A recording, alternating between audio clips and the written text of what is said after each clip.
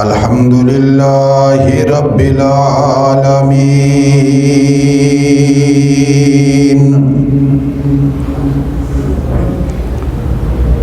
वलाकिबतु लिल मुत्तकीन वस्सलातु वस्सलामु अला सय्यिदिर रुसुल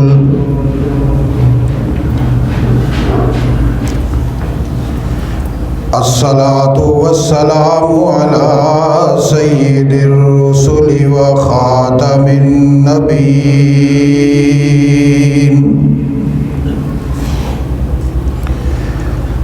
व अला आलिहि व अस्हाबिहि अत्तय्यिबीन अत्ताहिरीन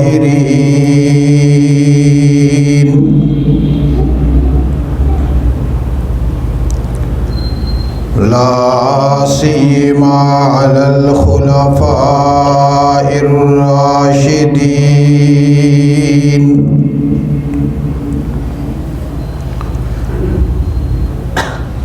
अलल खुलफाइर राशिदीन अल महदीन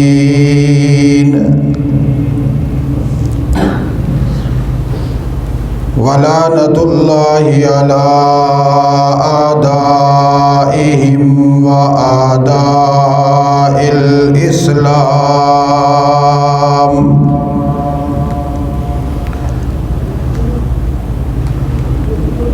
व आदाइल इस्लामी वल मुस्लिमीन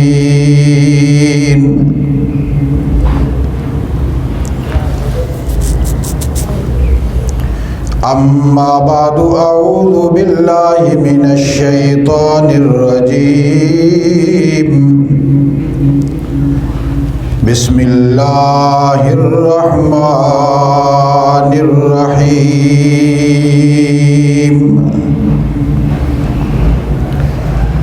हुवल्लज़ी बअस फिल उम्मिय्यीन रसूलन मिनहुम यतलू अलैहिम आयातिही व युज़क्कीहिम व युअल्लिमुहुमुल किताब वल हिकमा व इन कानू मिन क़ब्लु लफ़ी ज़लालिम मुबीन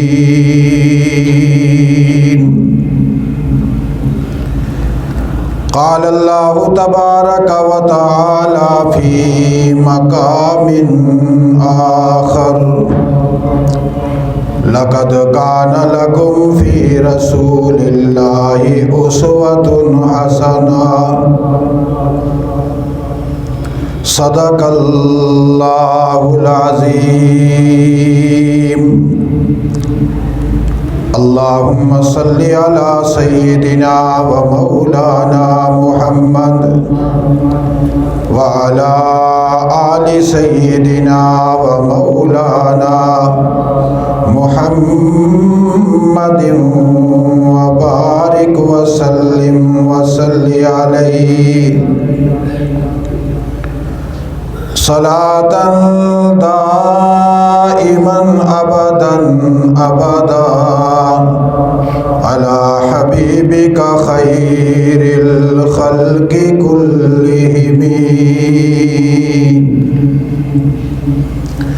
हुवल हबीबुल्लज़ी तुरजा शफ़ाअतु लिकुल्लि हौलिम मिनल अहवालि मुक़तहिमीन।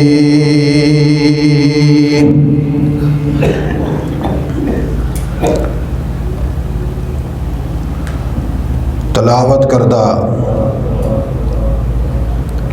कुरान हकीम का एक जामे और मुख्तसर हिस्सा सैयदुल अंबिया सल्लल्लाहु अलैहि व आलिहि वसल्लम की हयात तय्यबा के लिए बुनियाद और असास है। इसी असास और बुनियाद पर हर जुमा में तालीम तरबियत की गरज से तदरीजन अल्लाह के रसूल सल्लल्लाहु अलैहि वसल्लम की सीरत तय्यबा बयान की जाती है। गुज़श्ता जुमा भी आप हज़रात के सामने सीरत के उन्वान से चलने वाले तसलसल के ज़िमन में जिहाद बिल अमल के हवाला से चंद मारूज़ात पेश की गई थी।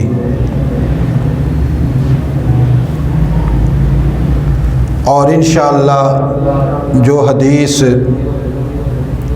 गुज़श्ता जुमा बयान के आखिर में तर्जुमा की गई थी,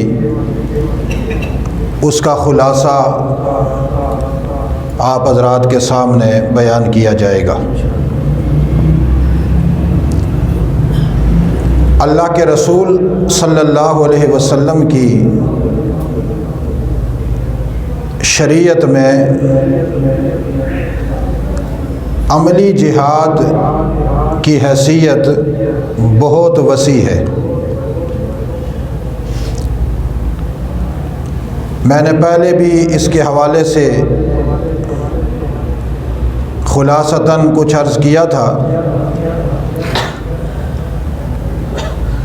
और चंद जुमलों में अभी भी अर्ज़ कर देता हूँ कि अमल का जिहाद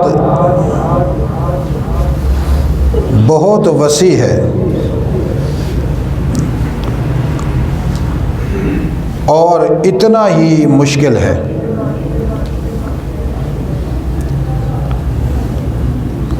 कुफ्र के ख़िलाफ़ जो जिहाद किया जाता है, जिसकी तफसील आगे आएगी किताल के उन्वान से, वो जिहाद इतना मुश्किल नहीं जितना अमल का जिहाद मुश्किल है।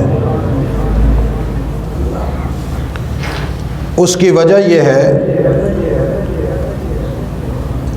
कि कुफ्र के ख़िलाफ़ जिहाद करना हर मुसलमान का शौक़ है, जज्बा है।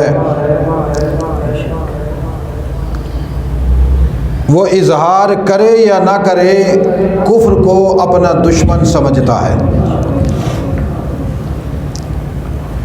लेकिन अमल का जो जिहाद है, ये कुफ्र के ख़िलाफ़ नहीं किया जाता, सबसे पहले अपने ख़िलाफ़ किया जाता है और फिर अपने मुस्लिम माशरे के ख़िलाफ़ किया जाता है।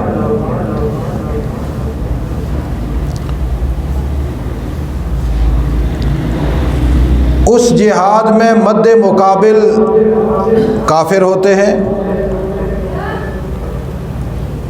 इस जिहाद में मद्दे मुकाबिल मुसलमान होते हैं।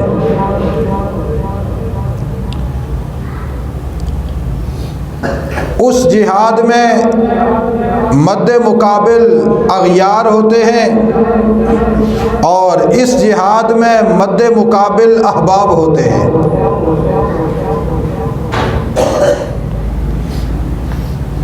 उस जिहाद में मद्दे मुकाबिल अल्लाह की अलल ऐलान बगावत करने वाले कुफ़ार होते हैं। इस जिहाद में मद्दे मुकाबिल अलल ऐलान कलमे का इजहार करने वाले होते हैं, जिसकी वजह से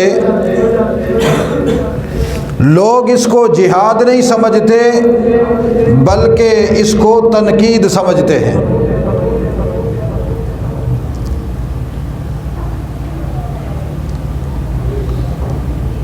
जब मुसलमानों की जमात को, मुसलमानों की शख्सियात को अमल के दरीजे पे खड़ा किया जाता है, कोताही और कमज़ोरी पर मुतनब्बे किया जाता है, सुस्ती और काहली करने पर सख्ती की जाती है, बात ना मानने पर ज़ज्र व तौबीह की जाती है, तो कलमा को मुसलमान कहता है कि जी हम पे तनकीद हो रही है, चलो तनकीद की हद तक तो हमने बर्दाश्त कर लिया, लेकिन अब तो बाकायदा हमें ज़बरदस्ती की जा रही है। हालांकि मैं अपने अमल का खुद जिम्मेदार हूँ, किसी दूसरे को ना मेरा निगहबान बनाया गया, ना निगरान बनाया गया, ना इंचार्ज बनाया गया।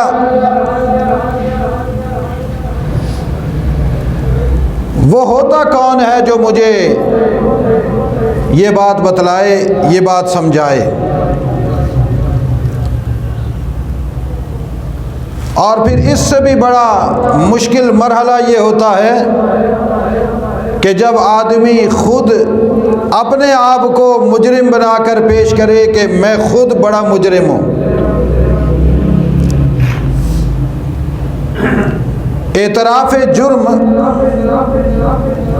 सिर्फ मोमिन आदमी कर सकता है, मुसलमान नहीं करता। ये बात ज़रा समझिएगा। एतराफ़ जुर्म सिर्फ मोमिन आदमी कर सकता है, मुसलमान नहीं करता। उसकी वजह यह है कि जितने मुजरिम आप देखेंगे वो सारे के सारे मुसलमान हैं।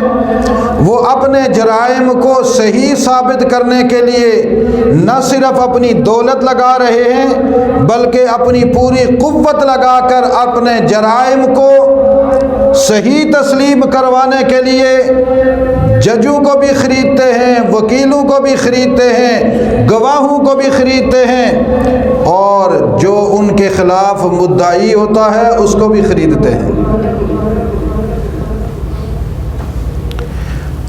और न सिर्फ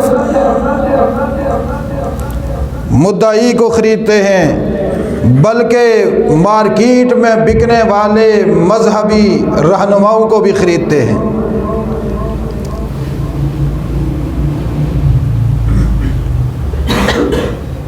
आपने देखा होगा जितने बड़े कौमी मुजरिम होते हैं उनके यहाँ जब कोई मर जाए तो वो पाकिस्तान के उस शख्सियत को जनाजे के लिए बुलाते हैं कि जिसका नाम दुनिया में चल रहा होता है, और वो आदमी भी भागता हुआ आता है कि जी फ़लाँ साबका वज़ीर आज़म साहब की अहलिया मोहतरमा की वफ़ात हुई है, मुझे कॉल आई है कि आपके अलावा तो कोई जनाजा पढ़ा ही नहीं सकेगा, आप जैसी बुज़ुर्ग शख्सियत हमें चाहिए जनाजे के लिए। हमने स्वयं करना है और आप आकर दुआ करवाएंगे।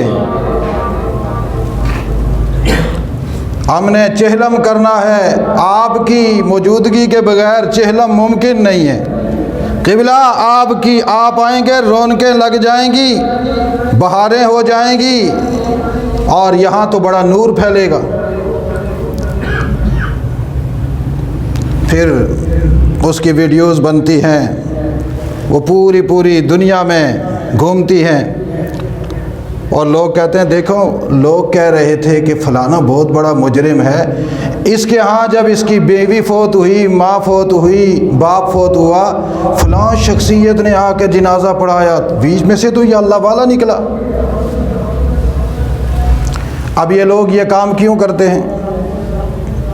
कौमी मुजरिम बड़े बड़े पॉपुलर किस्म के मजहबी स्कॉलरों को बुलाकर उनसे जनाजे क्यों पढ़वाते हैं? सिर्फ़ और सिर्फ अपने जराइम छुपाने के लिए, अपने आप को इस्लाम का खैर ख्वाह साबित करने के लिए। और इस बात पर मैं गलत नहीं हूँ, मेरे पास वो मिसाल मौजूद है जिस मिसाल की हकीकत पर कायनात का कोई इंसान इनकार की लकीर नहीं खींच सकता।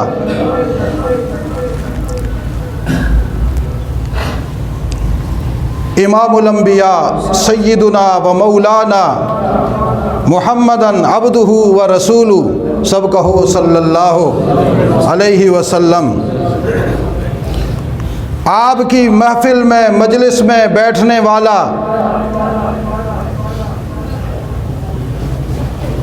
गद्दारों का गद्दार, अबुल मुनाफिकीन, जद्दुल मुनाफिकीन, मूजिदे निफाक, बानिये निफाक अब्दुल्ला इब्ने उबई सारी ज़िंदगी रसूलुल्लाह के इर्द गिर्द रहकर रसूलुल्लाह के ख़िलाफ़ साजिशों में मुब्तला रहा। हरम नबवी को न बख्शा जिसने, इज़्ज़त रसूल को न बख्शा जिसने। जब मरने लगा तो उसको पता था कि सारी दुनिया समझती है कि मैं मुनाफिक हूँ, मुजरिम हूँ, कौमी मजहबी मुजरिम हूँ। तो अपने बेटे अब्दुल्ला से कहने लगा, सहाबी रसूल हो तुम, रसूलुल्लाह से कहना कि कफन के लिए अपना कुर्ता मुबारक इनायत फरमा दें। मेरी ये ख्वाहिश है कि दुनिया से जाते हुए आपके कुर्ते में मैं लिपट कर कब्र में जाऊँ। और दूसरी तमन्ना ये है कि मेरा जनाजा आप पढ़ाएं। और आपको पता है कि अब्दुल्ला इब्ने उबई ने ये दोनों बातें क्यों की थी? अपने वो जराइम छुपाने के लिए कि रसूलुल्लाह का कुर्ता पहनकर मैं जब कब्र में उतरूंगा और वो आकर जनाजा पढ़ाएंगे तो जो टैग मुझ पर लगा हुआ है निफाक का, ये ख़त्म हो जाएगा और मैं यहाँ से जाते हुए बाइज़्ज़त होकर दुनिया से जाऊँगा। वरना उसको रसूलुल्लाह से कोई मोहब्बत नहीं थी। हुज़ूर अलैहिस्सलाम ने अब्दुल्ला को कहा कि ले जाओ मेरा कुर्ता, मैं तो साहिब रहमत हूँ, मेरा काम है रहमत को आम करना, ले जाओ। सहाबा को फरमाया कि चलो अब्दुल्ला बिन उबई का जनाजा पढ़ाने चलते हैं। हज़रत उमर ने पकड़ा हाथ, फरमाया या रसूल अल्लाह जानते हो है कौन? हुज़ूर ने फरमाया उमर खूब जानता हूँ, खूब जान, इतना तुम नहीं जानते जितना मैं जानता हूँ। इसके सितम मैं जानता हूँ, इसका वो सितम भूलने के काबिल नहीं जब इसने मेरी हरम मुकर्रम आयशतु सिद्दीक़ा पे उंगली उठाई और उन पर किरदार की तुहमत लगाई थी। मैं जानता हूँ मेरा सीना ज़ख्मी है, इसने मेरा सीना, मेरा दिल चीर दिया था, लेकिन कुरान ने मुझे रहमतुल लिल आलमीन कहा है। मैं अपनी रहमत की उस चादर में लिपटा हुआ हूँ और मैं मजबूर हूँ कि मैं अपनी रहमत वाली चादर को समेटूँ ना फैलाता जाऊँ। उमर ने फरमाया या रसूल अल्लाह जनाजा मैं नहीं पढ़ाने दूँगा। हुज़ूर ने फरमाया मैं पढ़ा कर दिखाऊँगा। अर्श बरीन से अल्लाह ने जब देखा कि मदीनतुत तय्यबा में उमर इमामुल अंबिया को रोक रहा है और इमामुल अंबिया जिनाजा पढ़ाने जा रहे हैं, रब ने फरमाया जिब्राइल जल्दी जा, देर ना हो जाए।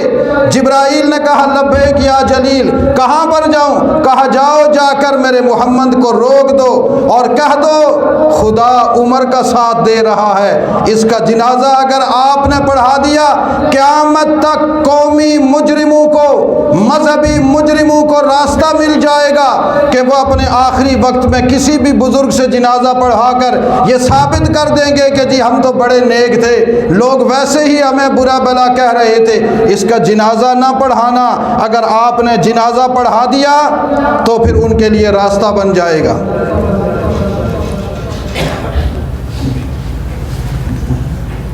हुजूर ने आसमान की तरफ देखा, अल्लाह रहमतुल लिल आलमीन तो तूने मुझे बनाया और इसका जिनाजा पढ़ाने से रोकते हो। हुजूर ने फरमाया उमर, अगर मुझे ये यकीन होता कि मेरे इस्तिग़फ़ार की वजह से ये इसको बख्शिश मिल जाती है तो अल्लाह ने तो मुझे 70 बार के बारे में कहा कि 70 बार मर्तबा भी इसके लिए माफ़ी मांगो तो मैं माफ़ नहीं करूँगा। अगर मुझे यकीन होता कि 71 और 72 मर्तबा माफ़ी मांगने से भी इसको माफ़ी मिल सकती है तो मोहम्मद अपनी रहमत के जोश में आकर ये भी कर जाता, लेकिन अल्लाह ने कह दिया है कि इसकी माफ़ी नहीं। इसलिए मैंने आप हज़रात को समझाने के लिए ये बात बताई कि अपने जराइम छुपाने के लिए बड़े बड़े कौमी और मजहबी मुजरिम मुल्क के बड़े बड़े बुज़ुर्गों को अपने यहाँ बुलाते हैं और मुझ जैसे जज्बाती लोग कह देते हैं जी इतनी बड़ी बुज़ुर्ग शख्सियत क्यों गई, नहीं जाना चाहिए था। और कुछ बेचारे बेवकूफ़ कहते हैं देखिए ना, अगर बुरा होता तो ये इतनी बड़ी बुज़ुर्ग शख्सियत ना जाती, मालूम हुआ बड़ा ही अच्छा है तभी तो गए हैं, तभी तो जाकर जिनाजा पढ़ाया।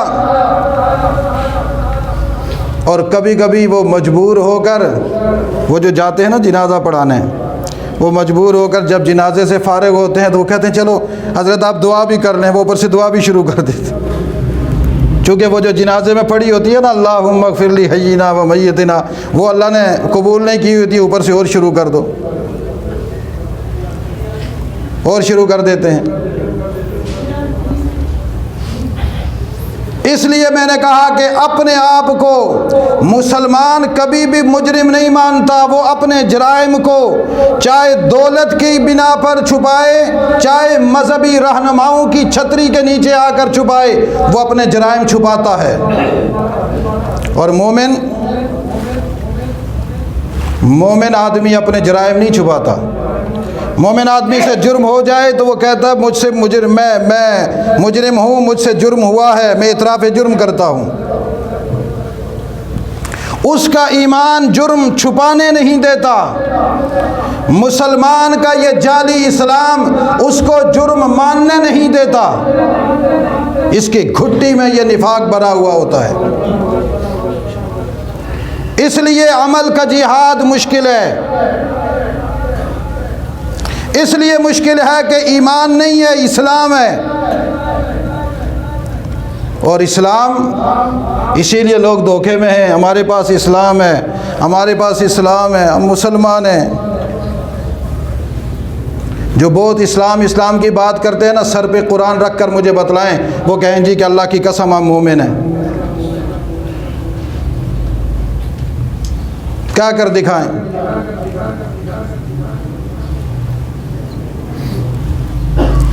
ईमान जो होता है, ईमान आदमी को गलत कदम उठाने नहीं देता, और अगर उठ जाए तो ईमान उसको उस पर जमने नहीं देता, पकड़ लेता है।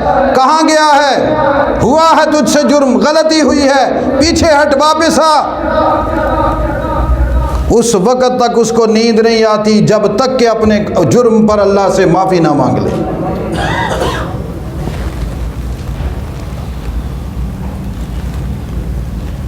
और जो मुनाफिक होता है वो कहते हैं जो भी मैंने किया ठीक है,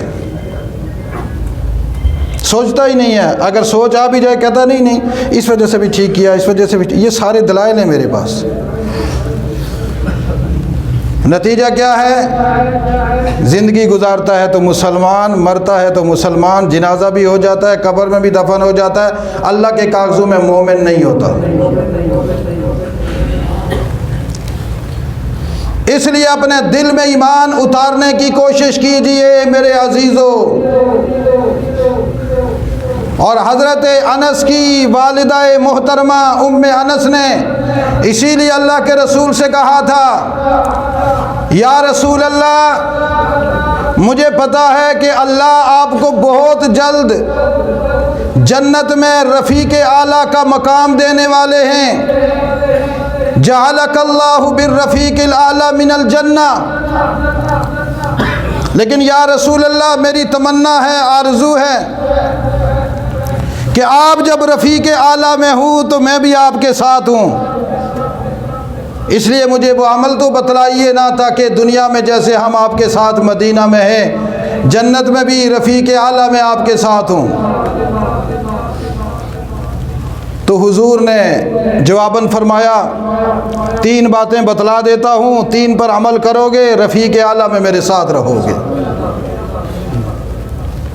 उनमें से वो तीनों मैंने पिछले जुमे बयान की थी, तशरीह नहीं की थी, सिर्फ बयान की थी।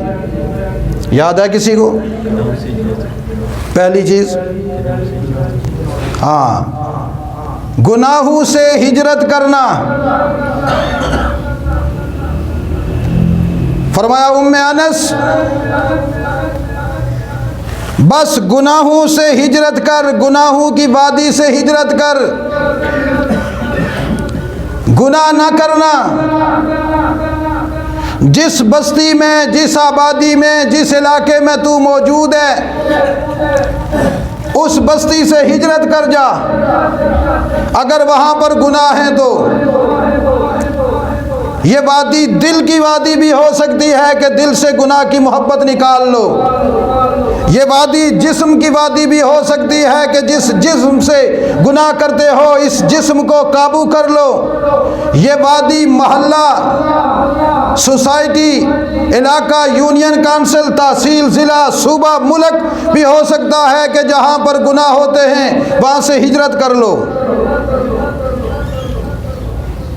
और मेरा मुसलमान अपना प्यारा मुल्क पाकिस्तान छोड़कर दरख्वास्तें लिख रहा होता है कि मुझे अमेरिका में जो है ना वो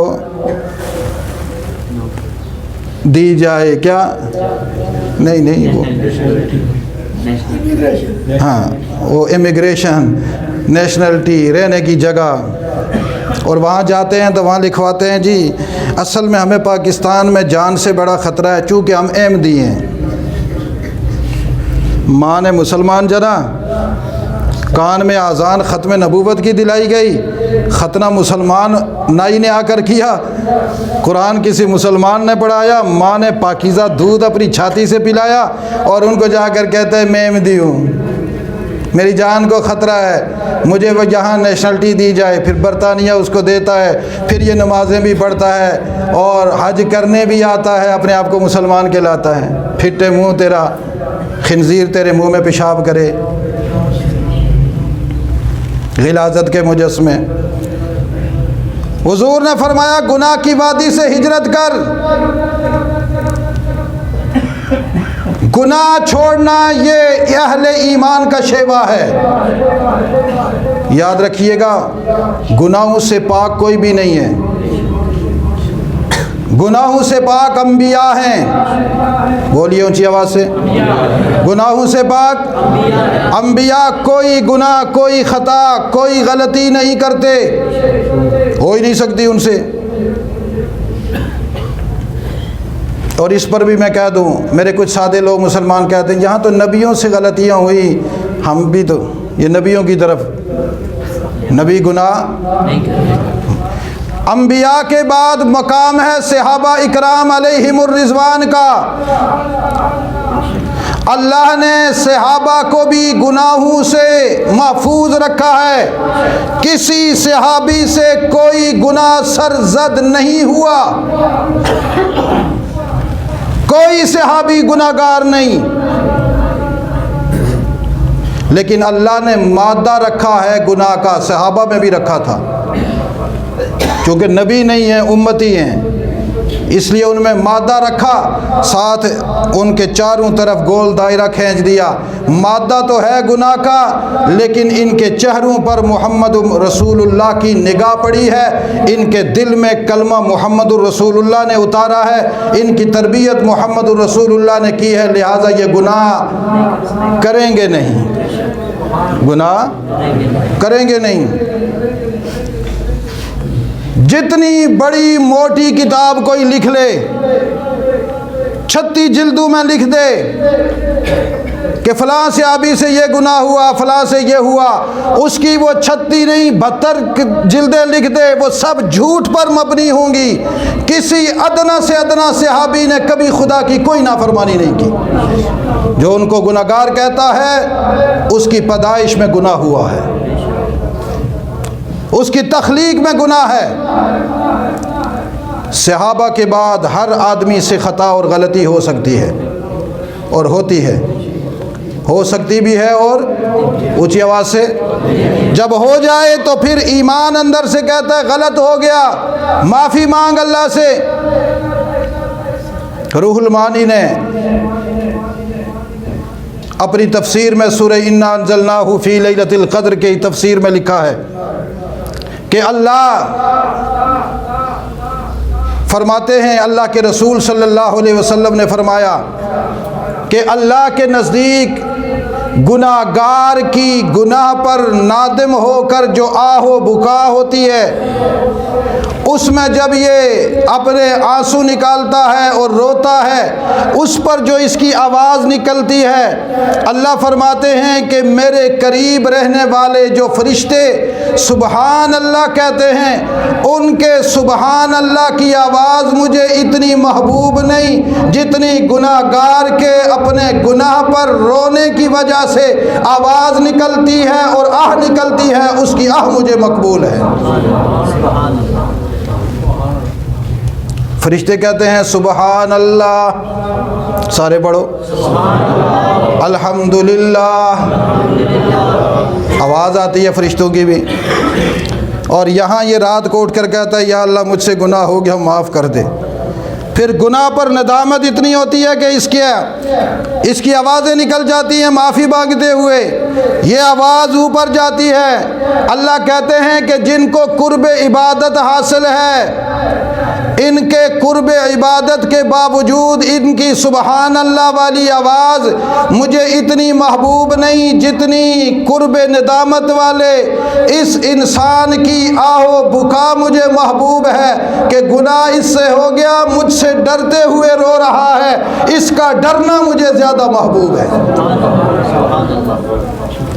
तो फिर अपने ख़िलाफ़ जिहाद होना चाहिए या नहीं होना चाहिए?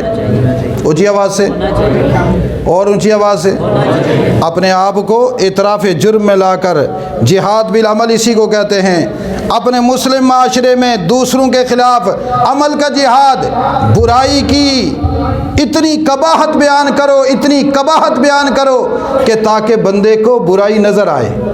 और जिस दौर में हम गुज़र रहे हैं इस दौर में बुराई को इतना खूबसूरत बनाकर पेश किया गया है कि हमें बुराई बुराई लगती नहीं है, हमें बुराई। तो फिर जब तक कि हम उस खूबसूरत फ्रेम में सजी हुई बुराई को उस खूबसूरत फ्रेम से तोड़कर बाहर लाकर नहीं फेंकेंगे और उसकी हकीकत नहीं बयान करेंगे, उसकी कबाहत मुसलमानों के दिलों में पैदा। और अगर उस खूबसूरती को तोड़ें और कोई कहे देखें जी बड़ा कम ज़र्फ़ मौलवी है, क्या कहते हैं, बड़ा कम ज़र्फ़ मौलवी है, इसका ज़र्फ़ ही बहुत छोटा सा है। वाकई हमारा ज़र्फ़ बहुत छोटा है, इसमें कोई शक नहीं है, हम एतराफ़ करते हैं हमारा ज़र्फ़। तुम्हारा ज़र्फ़ बड़ा है, तुम्हारे ज़र्फ़ की कोई हद नहीं, हमारे ज़र्फ़ की हद है। हमारे नबी ने जो ज़र्फ़ हमें दिया वो महदूद करके दिया। वो जितना भी फैले रसूलुल्लाह के कदमों तक जाता है, उससे आगे नहीं जाता। मेरा ज़र्फ़ जितना भी जहाँ से भी घूमे, मुसलमान और मोमिन का ज़र्फ़ जितना भी हो, वो जितना भी बड़ा हो जाए, रसूलुल्लाह के कदमों से आगे नहीं जा सकता। तुम उसको हुजम के लिहाज से छोटा कहो, हम मकाम के लिहाज से उसको बड़ा समझते हैं। और जो ज़र्फ़ तुम्हारे पास है वो अपनी ज़ात के एतबार से इतना वसीया, उसकी कोई हद नहीं, न मशरिक़ में, न मग़रिब में, न शमाल में, न जनूब में, न तूल में, न अर्ज़ में, न फ़र्ज़ में, न जर्ज़ में, न कर्ज़ में, न लर्ज़ में। वो किसी जगह पर उसकी हद नहीं। क्यों? इसलिए कि तुम रसूलुल्लाह के कदमैन को न देखा है न समझा है। हमने तो अपने लिए अपने नबी को देख भी लिया, समझ भी लिया। हम तो हर लम्हा अहदीस में रसूलुल्लाह की ज़ियारत करते हैं, हर लम्हा कुरान में रसूलुल्लाह की ज़ियारत करते हैं। जब खूब दीवानगी बढ़ती है, अल्लाह ख्वाबों में ज़ियारत करवा देते हैं। हम हुजूर को देखते भी हैं और हुजूर के कदमों में राहत भी महसूस करते हैं। तो फिर बड़े ज़र्फ़ वाला बनना है, छोटे ज़र्फ़ वाला? बोलो। अच्छा, बड़ा सा टप हो, उसमें बदबूदार पानी पड़ा हुआ हो, इतना सी कुल्ली हो, कुल्ली उसके अंदर शहद पड़ा हुआ हो, कौन सा ज़र्फ़ अच्छा है? वो ज़र्फ़ कहते हैं बर्तन को। किसको कहते हैं? बोलो। ज़र्फ़ किसको कहते हैं? बर्तन को। छोटी सी कुल्ली जिसमें 1 चम्मच शहद पड़ा हुआ हो, और एक बड़ा सा टब जो पूरा ढो कश्मीरियाँ जितना हो, उसमें बदबूदार पानी पड़ा हुआ हो, कौन सा ज़र्फ़ अच्छा है? बोलो। वो गंदे टब से पानी पिएंगे या ये शहद चाटेंगे? अगर आपको कोई कहे जी 20,000 का वो टब है, 40,000 की ये कुल्ली है, कौन सी इख्तियार करोगे? महंगी वाली क्यों? भाई छोटी सी तो है। आप कहें छोटी बेशक है, लेकिन कीमती बहुत है, शहद है इसमें। हमारे पास रसूलुल्लाह की शरीयत का ज़र्फ़ है, उसको रसूलुल्लाह चारों तरफ सर्कल खेल के गए हैं। हम उससे बाहर उसको नहीं ले जा सकते, हमारी जुर्रत ही नहीं है, हम सोच भी नहीं सकते, सोचते हैं तो काफिर होते हैं। तो इसलिए गुनाहों की वादी से हिजरत करना पहली चीज़ है। आज से तय करें कि आज से हम अपना मुहासबा करेंगे, अपने आप को मुजरिम समझेंगे, अपनी गलतियों पर और फ़ौरन इस्लाह करेंगे। कौन कौन है जो कहता है करेंगे? सारे हैं? पक्की बात है? माशाअल्लाह। अल्लाह ताला आप सबको अपनी बारगाह में कबूल फरमाए और सबको जिहाद बिल अमल सबसे पहले अपनी ज़ात से शुरू करने की तौफीक नसीब फरमाए। अच्छा, एक ऐलान भी सुन लो, फिर तकरीर ख़त्म हो गई। इंशाअल्लाह ये जो सामने वाली हमारी जगह है, इसका हमने फ़ैसला किया है तामीर करने का। ये नज़र आ रही है, पीछे मुड़ के देखें, ये जो मकान, ये वज़ू खाने वाली जगह, नक्शा भी बना दिया है, तामीर भी इसकी करनी है। तकरीबन अंदाज़न मैंने अभी वो हिसाब लगवाया नहीं है, तकरीबन 3 करोड़ से ज़्यादा ही लगेगा, कम नहीं लगेगा। ठीक है ना? 4 मंजिलें बनेंगी और बहुत बेहतरीन करके बनेंगी। उस काम शुरू करने से पहले मैं रात को सोच रहा था कि हम यहाँ एक ट्यूबवेल पहले बना लें। बोरिंग तो है हमारे पास, वो बहुत थोड़ी है, एक बड़ा बोर कर लें। उसके लिए आप हज़रात जो है ना अभी से ज़हन बनाएं, बल्कि अपने हल्का अहबाब में अपने दोस्तों को, रिश्तेदारों को फ़ोन करें, कॉल करें कि हमारे इलाके में मदरसा और मस्जिद है, वहाँ पर एक बड़ा ट्यूबवेल बनाना है। अब पता नहीं 8 लाख लगेगा, 10 लाख लगेगा, कितना लगेगा मुझे पता नहीं है, किसी से पूछेंगे तो पता चलेगा। लेकिन ये इस सदक़ा जारिया में शामिल होने के लिए हर नमाजी आज से फ़िक्रमंद हो जाए। ठीक है, जब ये काम हो जाएगा तो अगला काम शुरू करेंगे। फिर मैंने आपसे ईंटें, सरिये, रेत, बजड़ी, मज़दूरों की तनख्वाह सब आपसे लेनी और किसी से नहीं लेनी। हाँ, वो भी तैयार रहना फिर। ठीक है ना? अब ये कोई नहीं कि मैं गरीब हूँ तो मैं कहाँ से दूँगा। मिसाल के तौर पर मैं समझाने की बात से, गरीबों के 10 रुपये अल्लाह को ज़्यादा महबूब होते हैं। समझ में आई है बात? सबसे पहले जो आदमी कमज़ोर है, जिसके पास गुंजाइश नहीं है, कल भी मैं बुखारी शरीफ की हदीस में सबक पढ़ा रहा था, हुज़ूर ने फरमाया अल इन्फ़ाक़ु फ़िल अक़तार, तंगदस्ती में ख़र्च करना अल्लाह को ये ज़्यादा महबूब है। तो अब मिसाल के तौर पर कोई एक साथी है, उसकी तनख्वाह बहुत कम है, वो पहले इससे 100 रुपये अपना अलग करके रखे कि ये मैंने रख दिया है। उसके बाद फिर अपने हल्का अहबाब में रब्ता करे कि भाई ये है और आपने इतना हिस्सा देना है। मिसाल के तौर पर जिस आदमी के पास लाख रुपए आप समझते हैं कि दे सकता है, उसको कहें जी आपने 25,000 रुपया लाजमी देना है, नहीं दिया तो मैं घर आ जाऊँगा।